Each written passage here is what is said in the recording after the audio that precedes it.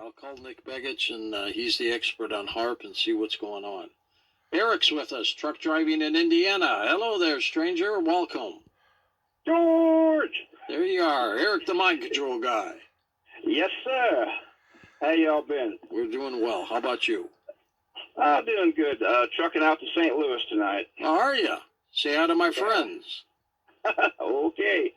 Anyway, in the last week or so, folks were been talking about that balloon that was flying over. Yeah.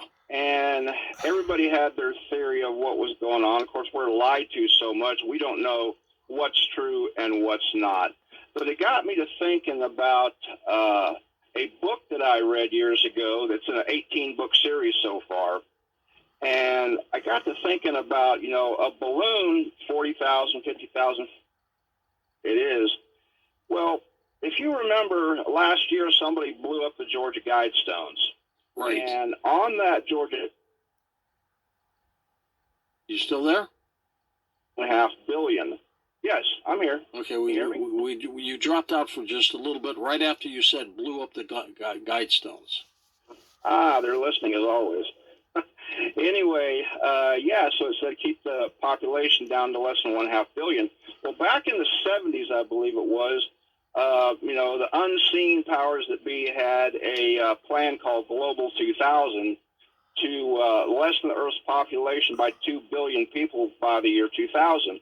Well, during that time, they said there was about 5 billion people on the planet Earth, and we've had all kinds of wars, diseases, every kind of thing you can happen that kills people off. Well, now we're over 9 billion, so Global 2000 didn't work that great. No, it didn't work at all for them. Exactly. So in the last couple of years, we've been hearing about this thing called fentanyl.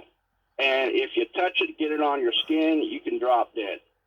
And so I got to thinking, well, if the powers that be, clandestine powers that be, had several hundred or maybe even a couple thousand of these high-altitude balloons loaded down with something like fentanyl or even something worse than that, and in the middle of the night, say about, 2, 3 in the morning, all these things were popped, and all over the entire continent, even Canada, Mexico, Central America, whatever. And if these things popped and all that deadly dust started floating down, by the time it got to the surface, everybody would be awake, going to work, going to school, landing on stuff.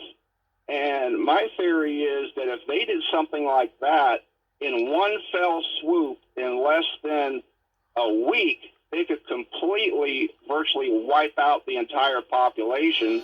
And then if they seeded the clouds with where they can make the clouds rain, a torrential downpour for 3 or 4 days to wash all that nasty stuff off, the Chinese or whoever can walk into a ready-made country. That's a tragic possibility, but I'm not so sure they would do that.